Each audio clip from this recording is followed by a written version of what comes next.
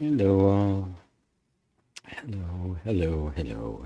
Ooh, get my cup out of the way. Welcome, everyone.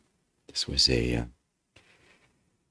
something I just thought I would do a couple days ago, and I thought this would be nice. For me, it's Christmas morning. I will see family later in the day. For many of you, it's actually in the evening or even in the night, and wasn't quite sure who'd come, who wouldn't, who's busy, who's not, but I thought I would celebrate in the deepest way I know how to celebrate it, which is to honor the message that, in my experience and my belief, that Christ was actually bringing. That I'll let the scholars and the apologists argue about the historicity of the birth of Christ and the whole story of it and the like. And the mythicist will throw them in too. But the story of the virgin birth, it's not in any of the original writings. It's added later. It's a tradition. It's a story you hear in many different traditions. And not just virgin births, but unusual births. Buddha was born out of the side of his mother.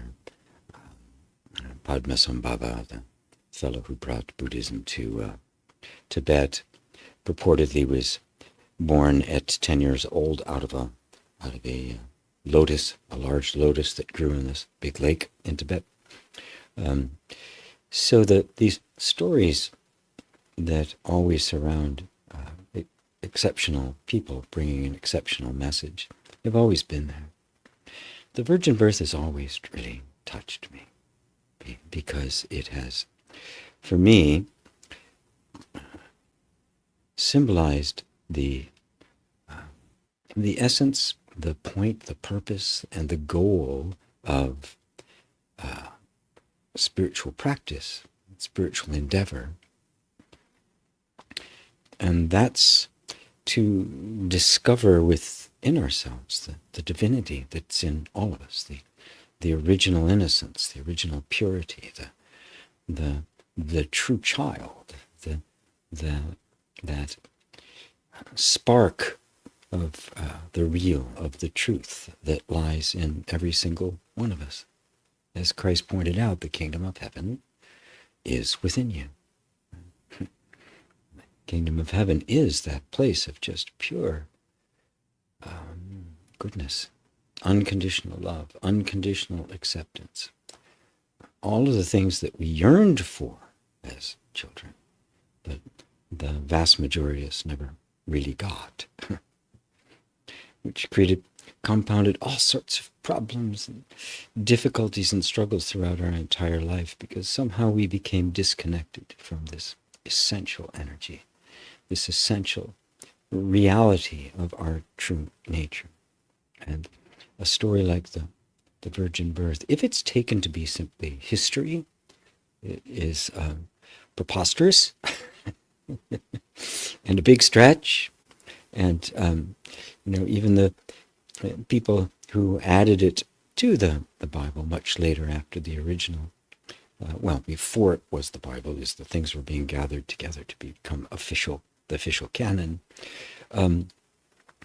they were stretching it a bit to kind of fit these things and put it all together and make it seem as if it was a coherent and consistent narrative throughout. And of course it wasn't. It was a bunch of very different things put together. But it doesn't, the fact that it isn't historical, that it isn't an account of everything that happened, but rather writings to point ourselves in the direction of where the kingdom of heaven lives, to me is what makes them come alive. My very earliest experience that I had, a spiritual experience that was life transforming, I'd had a few glimpses prior to that, but they didn't have much effect. This one did. And it was seeing that original innocence, that virgin birth, that part of me and everyone else that had never, ever been touched by any of the conditioning, the programming, the struggles, the difficulties, the ups, the downs, the worries, the disasters, that there's been this essential part that has been there the entire time and cannot be corrupted. So I'd like to start with just a brief meditation on exactly on that, on your own virgin birth, your own true nature, what you really are and always have been. So I invite you all now to close your eyes. It's usually best for most. And as you do, and taking a couple of breaths to just kind of settle into your body,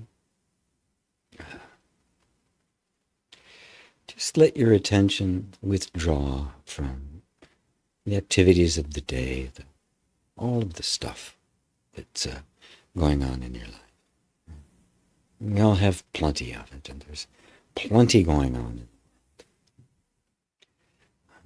But we're going to withdraw from all of that, as Jesus himself often did. I would say he just kind of withdrew from the crowds and went up into a mountain by himself to pray, to commune with what he called the Father, but this true place within us all where the divinity lives. And I invite you to do the same. Just withdraw from everything, your life and all of it, with a simple intention to touch, really touch and see that what lies in the depths of your being and at the heart of your being.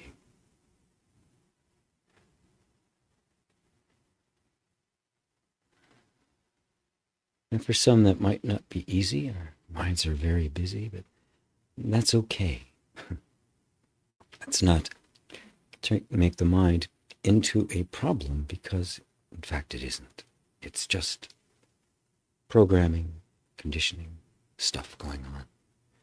Don't be the least bit concerned about it.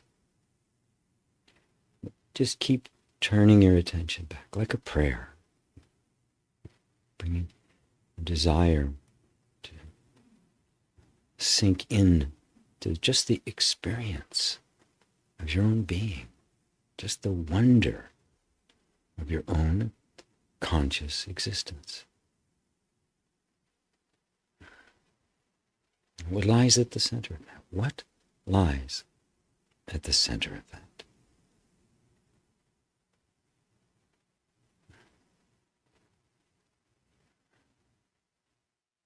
Remember, this is a question that no one can answer but you.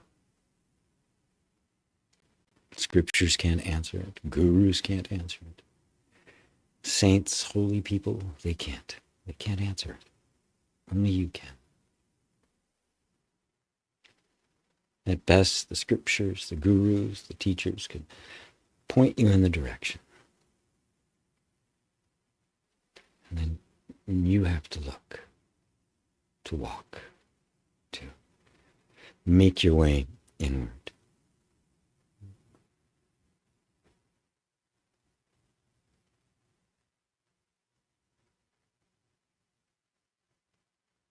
Noticing things all along the way that want to pull your attention off somewhere, anywhere but here. This is kind of your temptation in the wilderness.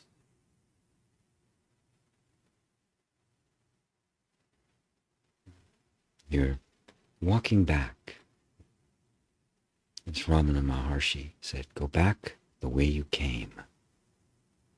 walking back. Walking past all of the experiences of our lives. All of the disappointments and pleasures, all of the successes and failures. All well and good, but I want to keep going back. What was there before all of it? All of the memory.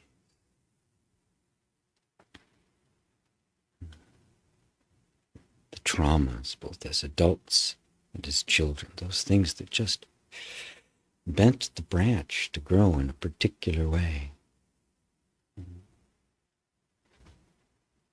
Just notice and keep moving inward. Keep walking back, back, and back. It's all been experience. It's all been the things that have been going on in your life. But you, the real original you, was there first. It had to have been, or there'd be no experience at all.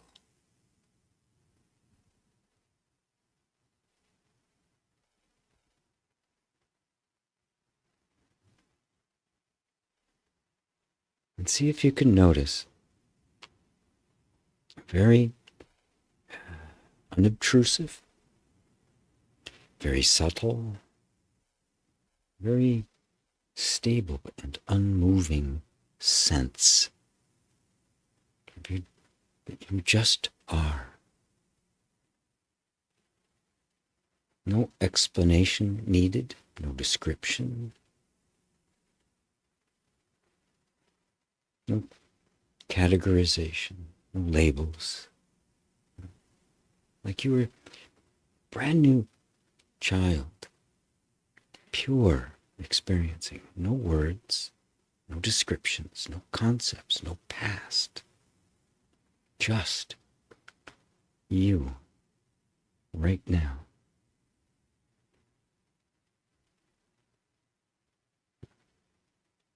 Just as you are.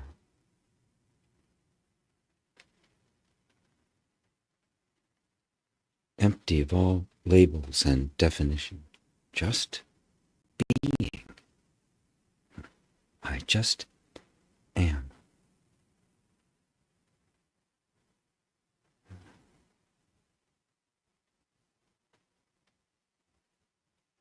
And there is a strong habit we all have to want to describe, to narrate, to speak of it, but just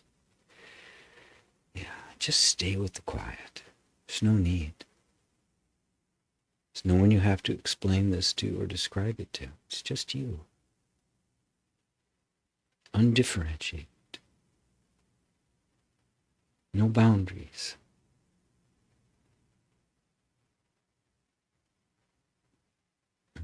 And notice it's pure.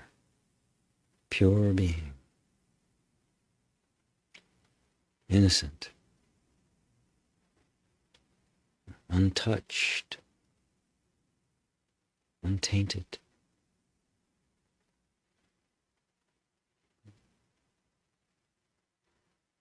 Direct. Simple.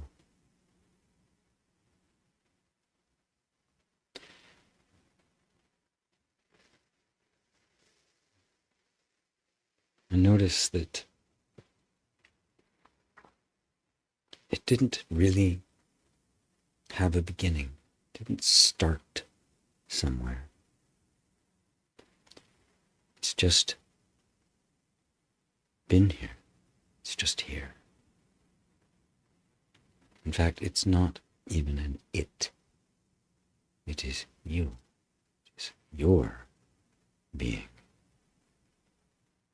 It didn't start somewhere. It doesn't seem to have the capacity to end somewhere. It just is. You just are.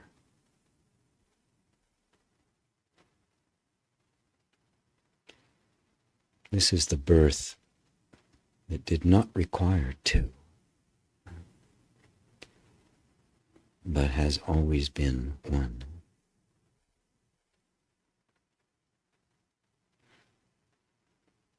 It's just always been. This is your true nativity. The presence, the I behind all the other I's that we use. The self, the truth, the newborn king or queen. The kingdom of God. It's right here, within you, just as he said. And you can never lose it, because it is you.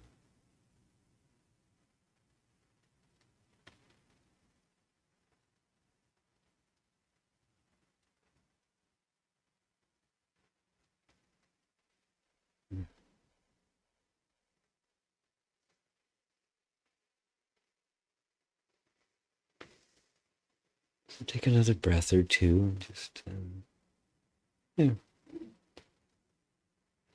let yourself be with that, even as we come back from this meditation, as our attention turns around to take in the world, as it must.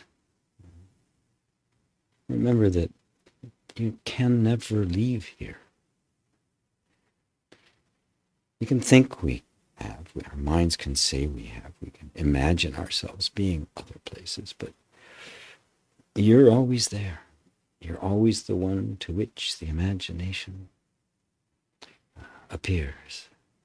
The evidence, the senses, the experiences are all reporting to you here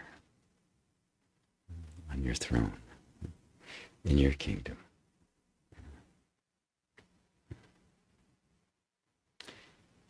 So whenever you're ready, you can open your eyes and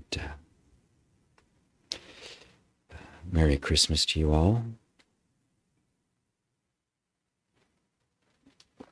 Well, there's many, many holidays around this time of year, the time of the winter solstice, at least in the northern hemisphere. I spent a lot of time in the southern hemisphere where Christmas and New Year's were summer holidays. On the beach, very, very different, but same spirit. So I'm open to anyone who'd like to just ask a question, or make a comment, or just say anything they would like, or share your experience with the meditation or life.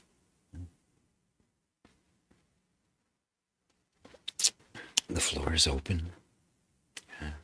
Anything that's on your heart you'd like to share, or a question about this place within us, this deep and yet so palpable a place that is your true home. It's this place that Jesus was constantly pointing to, constantly.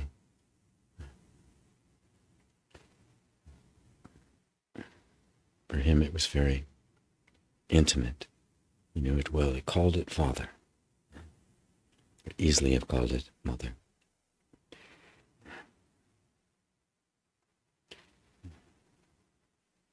Or we can just sit together in silence, bro. It's up to you.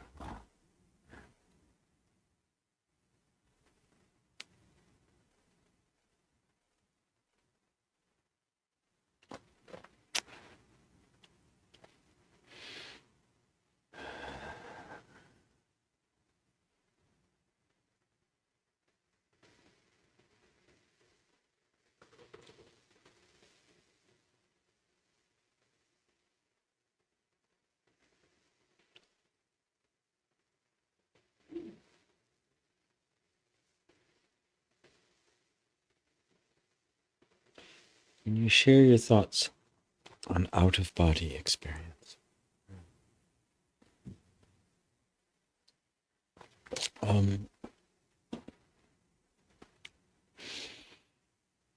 It is an experience.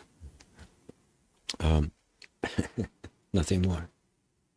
See, when we have experiences, especially unusual experiences, extraordinary experiences, we put all sorts of, we read all sorts of things into it. We make all sorts of characterizations about it and make it into something important.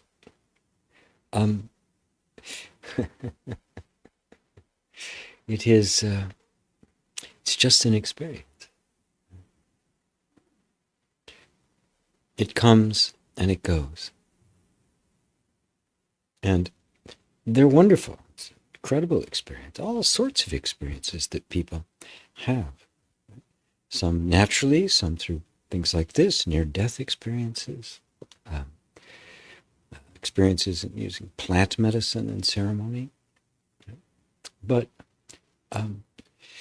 they're experiences, aren't they? They come and go. Beautiful, wonderful. There's the really beautiful, wonderful ones. We want to give them a lot of meaning and purpose, and we really want to hold on to them. But we also have experiences of horrible things, grief and disappointment and disillusionment and broken hearts. We don't want to hold on to those. I want those to go away. So we spend our lives trying to avoid those and grab onto these others, but they all come and go. What doesn't come and go? Where else do we want to base our lives except on that which does not come and go? Jesus said to build your life on a rock, not on sand, because it's going to shift. We can have extraordinary experiences. I've had them. Lots of people have, and they're not here now. I had very deep spiritual experiences that I thought were it. And then as they faded and became a memory, I wanted to hold on to them, of course. Of course you do. Especially if there's a lot of suffering in your life. Please give me more of that. But the deeper meaning of spirituality is that you are beyond all of it. And that you are profoundly real and perfect and unconditional. Whether there's extraordinary experiences or mundane experiences, whether they're ecstatic or really horrid, you are there. Who are you? Right?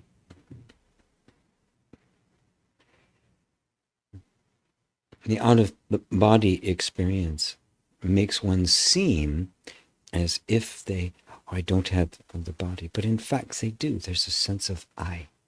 The sense of I is the body. The truth of the matter is you can never have an out-of-body experience because you've never been in one in the first place. What actually happens is for a moment, the idea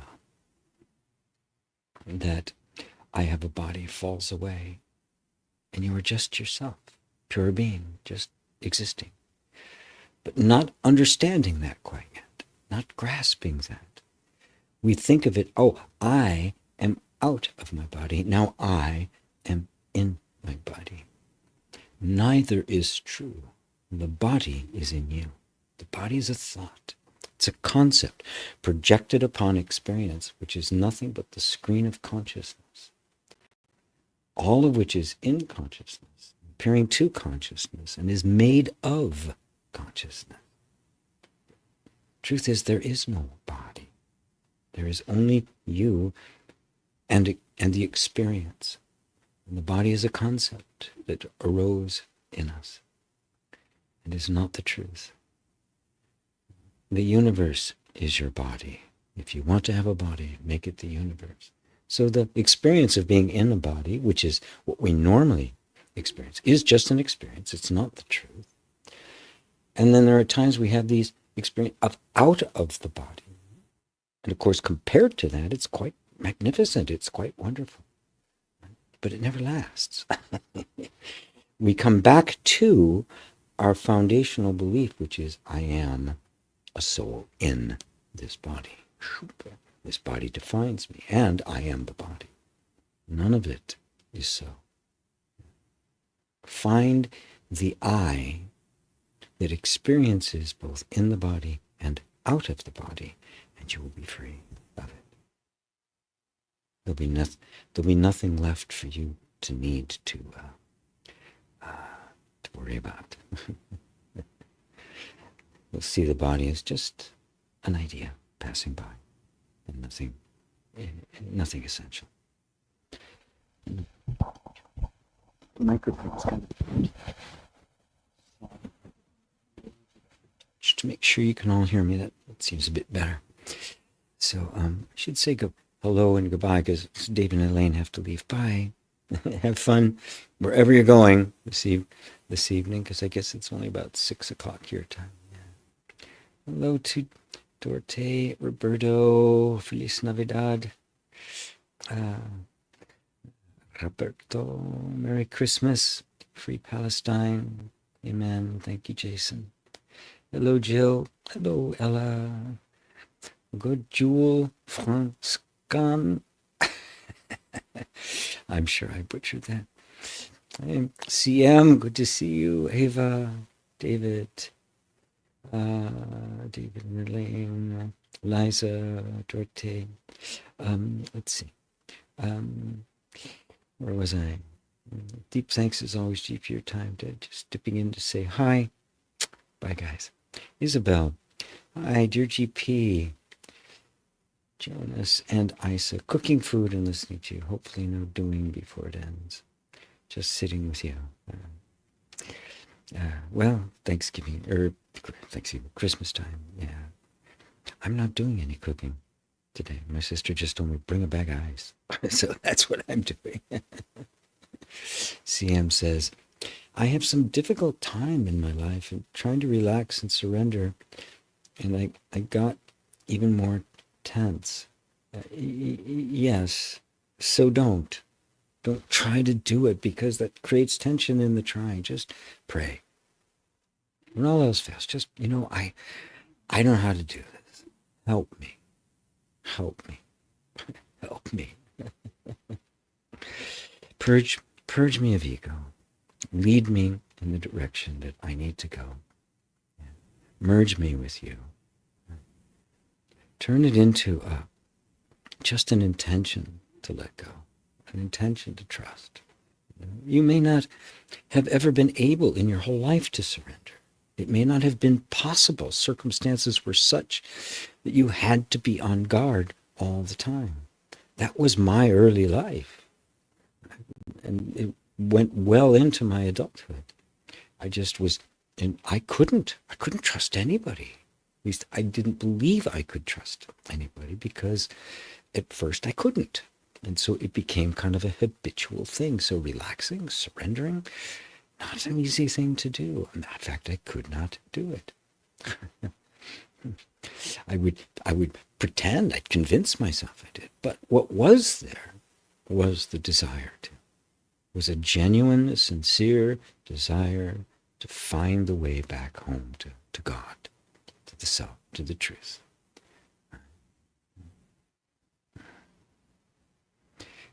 So, let yourself off the hook. Because what happens, I was trying, oh God, I can't surrender. I need to surrender. I need to surrender. How do I surrender? And you can see it's just, that's the mind trying to surrender, and it can't do it. The ego trying to surrender, it cannot do it. That's what is surrendered. Right? Simply from your desire to do so. That desire is a prayer. That prayer is answered by grace. The very fact that you want to relax, that you want to surrender, even though you don't know how, is grace. Okay? So just let it go. Let it all go. Don't worry about it. Keep the desire alive in your heart. Turn it into prayer. Please, show me how. Show me how. Show me how. And thank you. Thank you. Thank you for even pointing me in this direction, even though I can't see anything and it's just all cluttered and I don't know what to do. Of course, when you get to that place where you really don't know what to do, you've already surrendered. So don't worry about it. Don't look for some kind of evidence. Oh, did I surrender? Did I not surrender? Is it still here? Is it not here? Right? Because that's the mind going, did I do it? Did I do it right? Did I get it? Well, if I did, this thing should happen. All of that's made up. All of that is just imagination. Just set it all aside. Throw it all out. Unnecessary, unneeded. Just come back to here. Come back. Oh, I'm here. I'm here. Despite all the noise, my deepest desire is to know who I am, is to touch that, the divinity, the God, virgin birth, my own inner Bethlehem. The word Bethlehem simply means the presence of God. That's what the word means. Bethlehem. It's beautiful. The child, the true innocence, the real you is born in Bethlehem, in the presence of God. It's the symbolic meaning of it. It's not a location, a little town somewhere in the Middle East. So how are you feeling? See ya. Let God surrender you. Let God do it. Everybody. I can't do this. Right. One of the dangers of non-dual self-inquiry is getting the idea that somehow you can do it.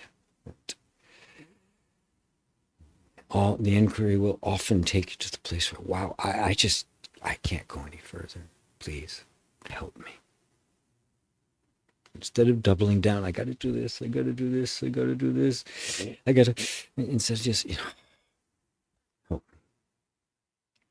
So the path of jnana, or inquiry, becomes the path of bhakti, or devotion. Let them merge. They must. They must dance together. Yeah. Jay. Hey G, you once asked, aren't you still there even if you don't feel peace? But Eckhart mentions in The Power of Now that any negative in feeling indicates stuckness. Yes. See, I don't see a contradiction between those two.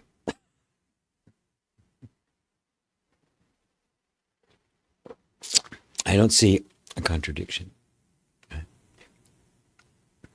When you're feeling upset, negative emotions, difficult stuff is coming up. The first step is to say, well, I'm not feeling this at all. Right? But it's a feeling. It comes and it goes. It's not essentially who I am. I'm still here. I am the one feeling it. So the feeling is secondary. It's not as important. Now, I'm not denying it. Right? And there very well may be stuckness in your life or some problem that really does need your attention. Right? But if my actions are simply trying to get rid of that, that is the ego fighting the ego, and it will just be a mess. And if it does go away, it will be a ruse. It hasn't really gone away. It's just changing forms. If I'm going to really deal intelligently and fully and unconditionally with the various things that come up in our lives, and there's no avoiding them, who am I showing up as to do that? Somebody trying to fix it and fight it? Or am I showing up as that which is beyond it? Am I showing up as the self, meeting with and compassionately dealing with the circumstance as it is, knowing full well that that is the practice. That's my sadhana. This is the way it's supposed to be. This is my karma. This is my destiny. This is my path. But who am I showing up as to deal with it? As the ego, as the mind, as the struggler, or as the self? First find the one who is aware of that. And notice that for that one, peace is not a feeling. It's just the absolute state of being. It is the pure, unmoving stillness of the self. Now, walk into that situation, with the situation, whatever it might be. It would be some really pressing thing, some difficult thing, something you have no solution to, something that is running through your body with all sorts of, discomfort, pain, irritation, all of it. But who is it that's aware of that? Who is it? That's the most important thing, because who you decide that is going to be the one that shows up for this, for whatever's happening. That one be, and whoever that is will determine whether or not there's any success whatsoever in dealing with it. If it's just a temporary thing, if it makes it worse, right? If you just always come up short. Be what you are. Show up as who you are. The way Eckhart does. And then you'll notice that the feeling of stuckness, it may need your attention, it may not. Of any negative feeling coming up. The idea, this is where I part company with a lot of the folks who do emotional healing and the like, which I do as well, but I part company here because first see that the feeling is just a feeling. That's it. Has no history, has no power, has no authority. It's just a feeling. And then see if anything else is needed. If something else is needed, to tap or to meditate or to ponder it or to allow it to unfold, to tell its story about childhood trauma or stuff. But first, just establish that relationship that it's just a feeling. It's not the truth. I'm the truth being with it. And if it needs some loving attention, if there's something here that needs my loving attention, it's got it. Okay, I'm here. I'm not telling you have to go away. I'm not telling you have to be any different than you are. I'm not saying you're a problem. I'm just present with you as you are. And then watch what happens. Most of the time, it'll just leave. Because it's just stuff coming up. And if there's no person or mind there to grab it as somebody, make a story out of it, and make it something important, right? It has no energy of its own. So if there is something there, you'll see it, and you'll deal with it, and intelligently and compassionately, and it won't take a long time. Because the truth is, you cannot be stuck. I have to identify with that feeling and feel it, and then I say, I'm stuck. I've got to get out of it. And you are right in the hands of Maya. She got you. Oh yeah, she's having a great time watching you, trying to work it all out. You step out and go, Maya, I see you. I see you. And Merry Christmas to you as well, Jay. Rise again. Merry Christmas, GP. Much love. To you too. Rise again. Yeah. Eveline, Merry Christmas to you. Merry Christmas to everyone. Joseph, it's such a trip. You can't use your thoughts to be present. No. Thoughts are never present, right? They're poof, they're gone. They cannot, they have no staying power, do they? Right? We can only use thought to point ourselves away from thought. Right? You know, just the skillful means is the way Buddha put it, to kind of, yeah, because we're using thoughts right now. We're talking images and the like, and words, right? But what we're pointing at, what we're all looking towards, is the heaven within, that which is beyond thought. Those thoughts are, I don't want a thought of something. I want the thing. I don't want the thought of God. I want God. You know, I don't want a thought of kissing. I want to kiss, right? I don't want the video of, visiting the Taj Mahal or the Grand Canyon or something. I want to visit the Grand Canyon. Yeah. You can't use thought to end thought. Obviously, you can't ask the thief to catch the thief. They'll look like they're trying. Oh yeah, we're close. They'll never get there. Liza, gee, what's your take on hearing a voice or message from above to take immediate action as spiritual guidance? Well, feel into it. Is it, you got to take action? Does it have a consequence if you don't? That's a way to look at it. If you don't take action, you're going to lose. That's not from above. That's the ego. Forcing the issue. Because the voice from above says take immediate action, and if you don't, it'll say, okay, no problem, love you. Do this now. There's no consequence. There's no punishment. There's never any loss. Right? So that means that take action now. Okay.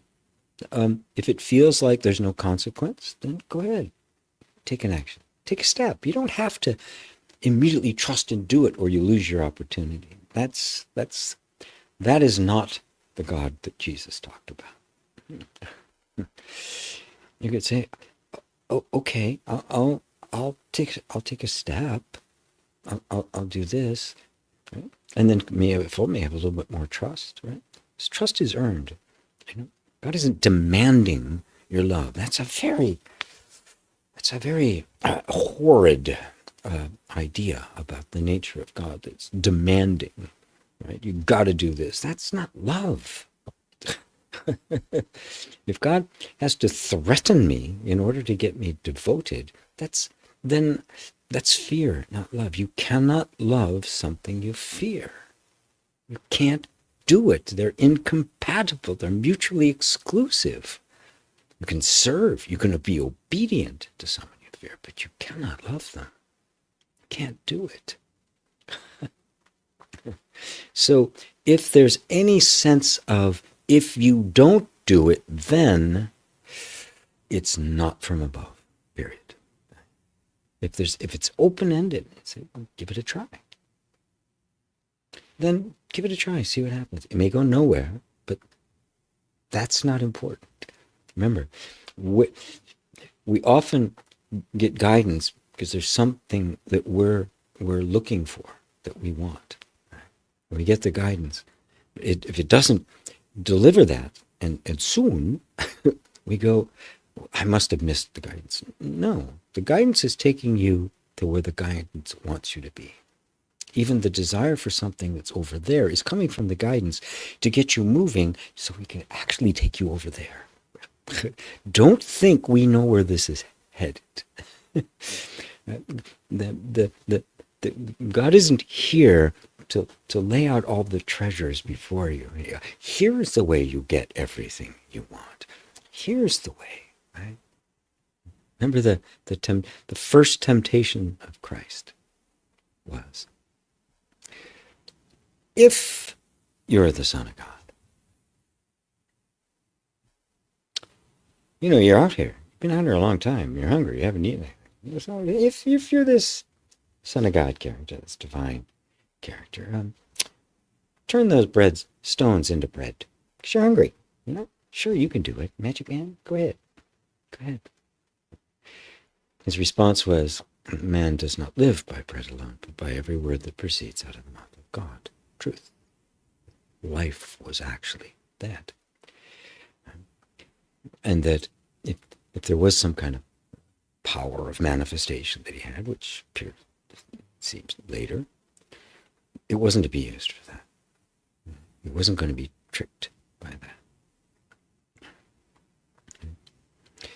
And the last temptation was, well, I'll give you everything. I have it in my power to give you everything in this world.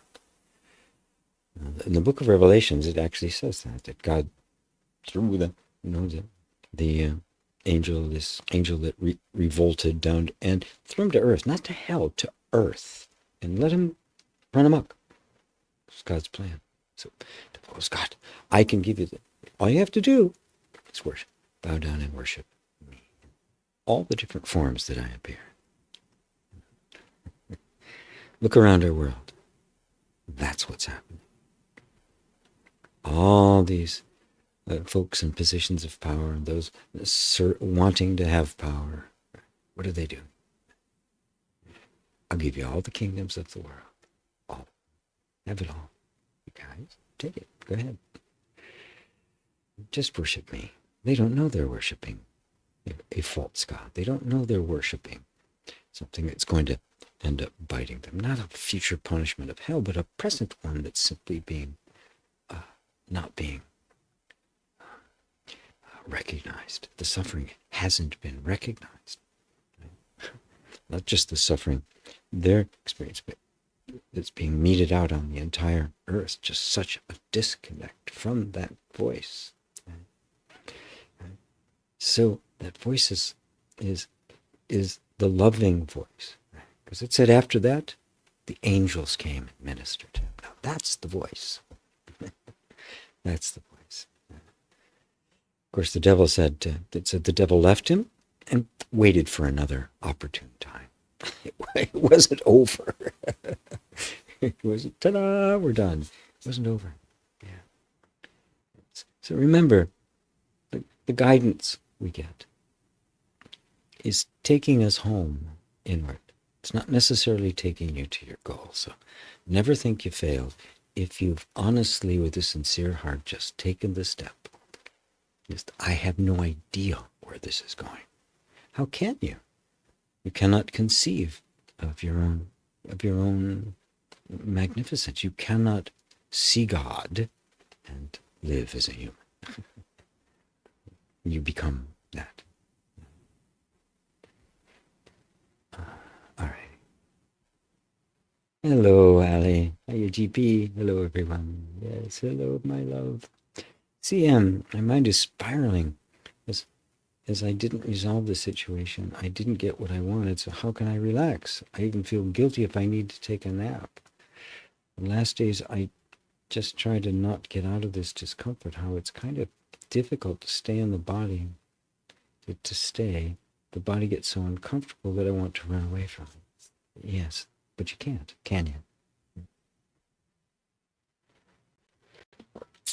The problem is not the discomfort of the body.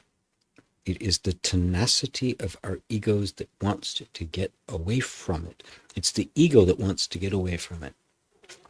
It wants to get away from the consequences of its own making. Okay? Now this isn't a criticism of you. Right? We ignorantly go along with so much stuff, and then when the consequences of it hit us, this is karma, by the way. How do I get out of it? I can't. Well, recognize that you are aware of the depth of the suffering of it that has been created by your unwitting identification with a person of some sort, in some way. Recognize that's what it is. And sacrifice that, surrender that.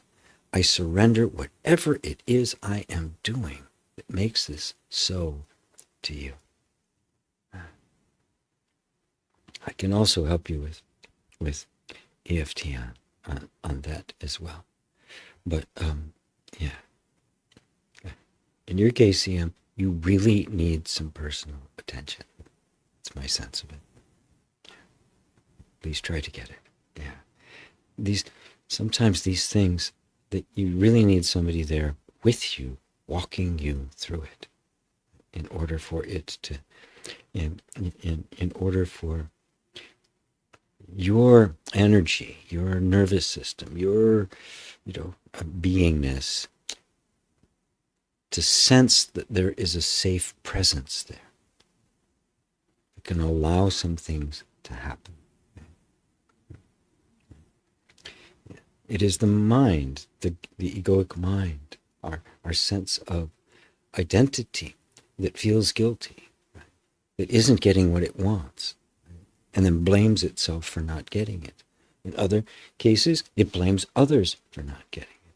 In other cases, it gets even more aggressive at trying to get it. These are all a sense of identity. And we all have it. We all picked up a sense of identity, a person we thought we were, and have invested in it, put energy in it. And when it's not working, we feel the pain of it. But we think what we need to do is somehow, okay, I got to get rid of this, and even spiritual means, right, to get rid of this or change this. Go all the way back. It took us in the opening meditation to that place, right? Because that's where you really are. Right? And it is beyond all of that. And it is not a person. It is not an identity. It is not something you made up. When I brought you all in that meditation back to that place, was it imagination? Did you make it up? Or was it just, I'm here? Actual experience of my own being. Everything else got added on later.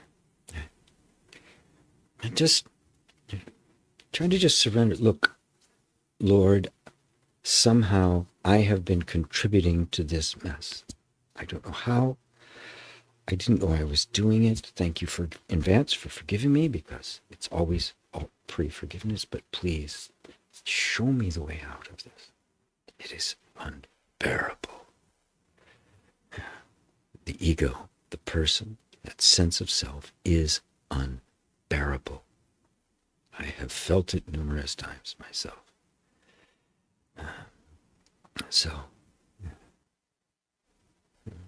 The line says, the key is getting back into the body and feeling sensations are more, yet it's uncomfortable.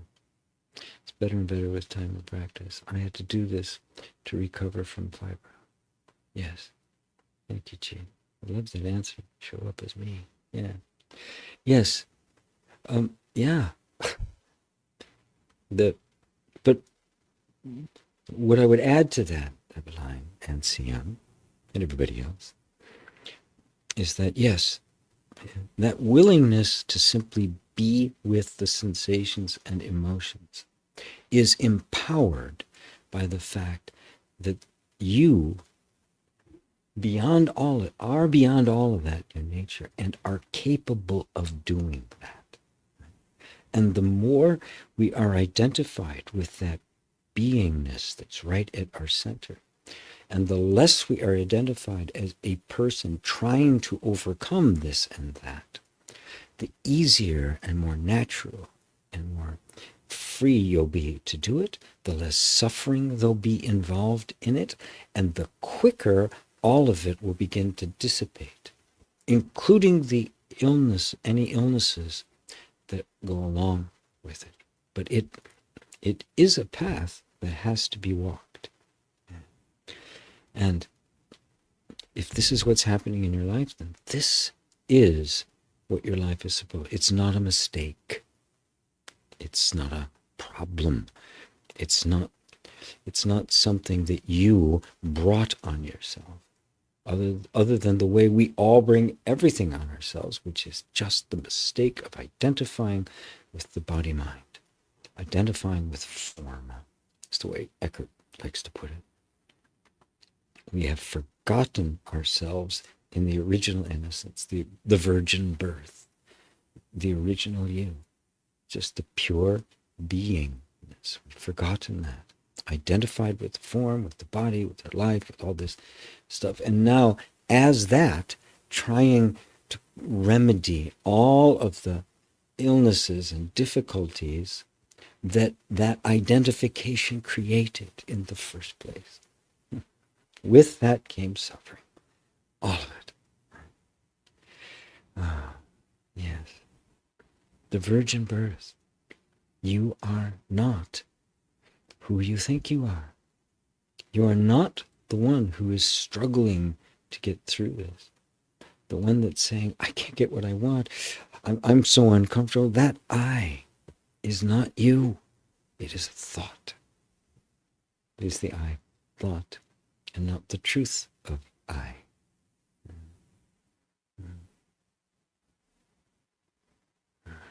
The truth of I is the virgin birth, original innocence, that which has never been touched, the very presence of God herself in human form. That is the I. That is you. God is a word used to designate the self. I am that I am. I am. I mean, there it is. Even in the Old Testament, I am. Your sense, I am, right? We all have it.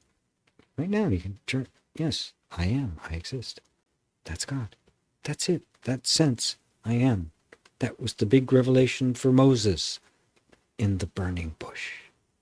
Remember, Moses made that discovery staring at a bush. He was, why is this thing burning and burning and burning and not just burning up and being destroyed? If you look at the text, some of the translations and Hebrew dictionaries I've looked at, that word burning means mental turmoil. We're not talking about a bush that's sitting there on fire, right? We're talking about this character of Moses, his own inner experience, his own inner turmoil, his own pain, which looked very different than yours that you're experiencing right now. But looks different, but it's the same. This is you're in the middle of the bush that's burning, but won't burn up. And he said the same thing. I will now turn aside and look directly at this wonder. Why am I burning, but I don't burn up? And it is in the midst of that, according to the scriptures, that right out of the center of that burning, he hears the voice of God, who says, Moses, take off your shoes. You're standing on holy ground. CM, take off your shoes. Leave your mind aside. Leave everything behind you. You are standing on holy ground. We all are. You all are. I don't care what the particular thing that's in your life right now. I don't care. It doesn't matter. It is the burning bush, and you are standing on holy ground. And you're not alone. That is the I am.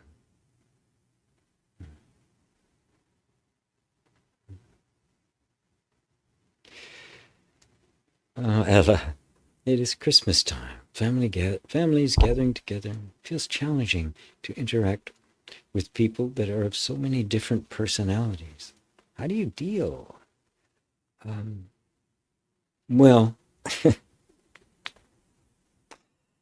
when it came to my own family, my family of origin, before my own kids and I, the way I dealt was I just stopped going.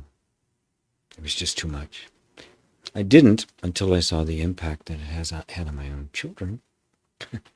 Then I really saw, oh my God, my family's batshit crazy. I don't want anything to do with this. And unfortunately, I had an opportunity to move 2,000 miles away, which I took. But it happens all the time. You know, I live with 8 other men in this house. It's a big old mansion from 1906. And there's a bunch of people that live with shared facilities and the like. And not one of them has any interest in this. Not one. So how do I deal with it? Well, it's there's any judgment in you about it, just let it go. Any preference for the way they should be, recognize that, some people's energy you're just never going to resonate with, and you just, and sometimes in family gatherings and you're kind of forced into being there for longer than you need to be, in which case just kind of make your peace with it. Say thank you. Thank you for putting me in this position for whatever reason. Here I am, and I'm just going to be as present as I possibly can. To be aware of my own reactions. Notice the childhood things coming up, or judgment, or any of that. Just be present with yourself. How do you deal with that? Discomfort is observed. Wanting to be alone is observed. Wish to have peace is observed. Yeah. And now recognize, as I said to Jay, show up as the self. Don't show up as somebody trying to figure out what to do. Don't even show up as somebody that's observing it all. Show up as somebody that is, the observation has no overhead on it. The observation is pure. I am the pure witnessing, meaning nothing in me is vibrating in harmony, in resonance with that. And that is peace. That's the only place you'll find peace. Isa says, duality becomes extremely obvious around family members. Yeah, I mean, Ram Dass beautifully put it once. He said, if you think you're enlightened, go spend a week with your family. Then you'll know for sure. I love my family. I'm very close to them. There's places we really disagree that I'm not quite there. Not disagree, like I can see some of the energy, right? That I just love them to bits anyway. Yeah, I could see it, and I kind of do my best to move around it. Nobody's going to do this perfectly, right? You don't have to be, enter in as a saint. Just be that peace. Use it as an opportunity to watch yourself and how you react. And say, oh, gee, I could, boy, there's an opportunity to let even more of the love that is the reality shine through. And then, when you see all the reactions and you react anyway, you go, yeah, I did. Yeah. Extend the same kind of non-judgment and love to yourself. Because you will react. It will happen. Don't make a deal out of these things. Discomfort's observed. Yeah. Boy, it's really uncomfortable here. Yep, that's a fact. No, it's just a fact. It's just a fact. The mind wants to go, oh, God, how can I be? I got to get rid of this discomfort. I got to be free. How do I do this? You can see your mind it becomes what in fact is just a feeling coming up. Now gets a narrative, a story to go along with it. And before you know it, you're off to the races. You're off into something and using spiritual means and all sorts of, whatever you can to undo it. In fact, wait a minute, it's just a feeling. That's it. It's just a feeling. Oh, yeah, there's some discomfort here. Maybe it's even real. Remember, the nervous system, that discomfort means the nervous system is alert. It's going, yeah, I can't just be completely chill here because it's not quite safe. It's not quite, I'm not completely welcome here. So notice that discomfort isn't necessarily a problem that you should always feel wonderful everywhere you go. Walk into a crowded place and you'll notice how your nervous system takes it up a notch because it's on the lookout. That's its job. If we don't make a big deal out of it, we just notice that it's happening, say, thank you, and it'll do that without interfering with us, because that's what it does. The nervous system, the human nervous system, the nervous system of all critters on the planet is forever scanning the environment for danger, always. If it sees some, it contacts you and says, hey, and takes priority. If it doesn't, it just keeps doing it. We humans are a bit different in that we have kind of triggered it to a point that it's there more than it needs to be. But that same thing that's triggered it to be there more than it needs to be has made us convinced that it's not supposed to be there at all. It is supposed to be there, but it can do it quietly. But that's only, with practice of getting, learning to trust it, know that it's happening, but also having a relationship with it, that when it does say, we have to be on alert here, you go, yeah, okay, great, fine, be on alert. I'm here. I'm right on the ready. Walk into any group of people you've never met before, and you'll feel it. It's not a problem. Oh, I get so nervous. Well, you only get nervous because you're fighting. You want to fight that which is completely natural. If it's really overwhelming and it shuts you down completely, yeah, then it means that there's some energetic assumptions there that we have to take a look at. But that's not the case with you, at least as far as I know. Yeah, I want to be at peace, right? I want to find that peace which is always here. So, okay, stuff's coming up, fine. Yeah, there's a disturbance, yep, fine. There's a sense of alertness, fine. Peace does not mean that stuff isn't there. It means that you are present with it, and that you are always that place of stillness, not the feeling of peace, but just the stillness that is not perturbed by what's going on. Even though the nervous system is reacting to what's going on. It's a very subtle thing to become aware of. Well, hello, Tomas. CM says, I do feel very alone in this, and often I feel the need of some guidance. These live satsangs help a lot, so thank you. Yes, you do need guidance, and you're not alone. Yeah, you've never been alone in this. The whole process has been instigated by grace to bring you to who you really are. That process that is at work will bring stuff up that's not necessarily going to be pleasant. As Nisargadatta said, when we first start looking at ourselves, what we see is not a pretty sight. It's a lot of stuff that, yeah. But it has to happen. And when we honestly see it, humility, genuine humility comes up. Pride gets put into an abeyance, and it's not so much now about, I've got to do this. I've got to, do the inquiry. I've got to do these things. You realize that it's all grace. The only reason you're doing an inquiry is because of grace. The only reason you're at satsang is because of grace. The only reason I'm at satsang is because of grace.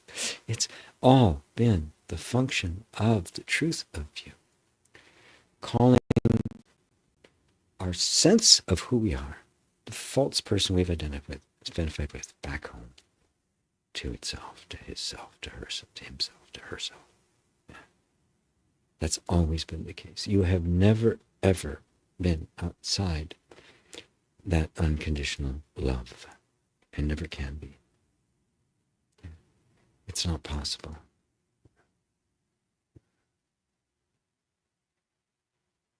Oh, 1:11:11. Look at that. Look at the clock. It's 1:11:11. 11 seconds. How about that? Tomas says, I've noticed that I sometimes get a little triggered by diehard materialists who try to convince me of their beliefs. Yeah. They can be as annoying as evangelicals or spiritual people, right? Or vegans. It's like, okay. Yeah, it's okay. You get a little triggered, right? Notice the triggering itself is not a problem. It's just the way the nervous system works. If I say I shouldn't get triggered, I have created a problem where there isn't one. Do you see? this isn't as hard as people make it out to be. Yeah, I'm triggered. Okay, I'm triggered. Okay. I'll do my best to not enact the reactive pattern that the triggering does if I'm not conscious. I'm not just going to go off. However, a trigger means that there's an event and there's a predefined action or reaction programmed into the nervous system, right? And it's a trigger because it's automatic behavior, because in the past it was an appropriate response for the environment, but now it's not. You're aware of it. I've been triggered. An event happens. The triggering is there's a feeling here of a particular kind of reaction, but I'm aware of it and I don't want to react that way. Right? But even if you do, you still go, oh, I did. Okay. So it's not a problem. You never make it into a problem. But recognizing that, you realize there's a little bit of creative tension there. The event happened. My nervous system wants to react in this way, but there's an awareness here that says, no, that's not going to do me any good at all. I want to be loving. I aspire to be loving and make the best that I possibly can out of this. Right? And just be there. And that gap between the event and the triggering will open, and this will get less and less and less until finally an event happens, just goes right through you. There is no trigger. But this is the process by which it happens. And step one is, oh, I got triggered. Yeah. No problem. Do not make a big deal out of it. Yes, this is the nature of life. This is the nature of the autonomic nervous system. This is what it does. Right? And it's been programmed to react in a particular way. It's not a problem. It's a trigger. Okay, I'm triggered right now. Okay. Ooh, very uncomfortable. My body really wants to go off on somebody or run away. Neither of those are really an option. So I'm just going to be here with this. It's not comfortable, right? And I really don't know how to respond because the trigger is how I always respond in the past, and that doesn't serve me or them or anybody. So I'm just going to be here with this, and it's not a problem. When something's not a problem, it's an entirely different world. This is just what's happening. My job, be present and aware, conscious, present, aware, conscious, present, aware. That's love, by the way. That's unconditional love. David, GPU said peace doesn't mean that stuff isn't there, but that you're present with it. That's my whole issue with negative feelings, thinking they must go to be at peace. Yep, that's everybody's. Oh, I'm not at peace. So I'm gonna do an inquiry, or I'm gonna tap, or I'm gonna meditate until I get the peace, right? Until these things go away. No. Peace is what you are. Peace is the place I brought you to in the meditation of the virgin birth. Back to your virgin birth, which is a peace. That's peace. It's just stillness. Peace is what is witnessing the feelings and the events and the experience. It is not a consequence of them. It's not the result of them. It's not something that happens in spite of them. It is what is with them. Stillness, quiet, peace, stillness, silence. All of it happens against the background of that perfect stillness. That's real peace. Peace is not a feeling. It's not a condition. What we call peace normally, and actually happiness, is when everything is going according to the way we think it should be and the way our nervous system thinks it should be, which allows it to relax. We call that peace, but that's conditional. That's not the peace we're talking about here. This is not the peace of peace on earth, goodwill towards men. This the saying for the season. It's not that at all. It is the pure, unmoving stillness of the self. Call it peace, call it silence, call it stillness, call it beingness, call it just pure awareness. It doesn't matter. That is what is always present.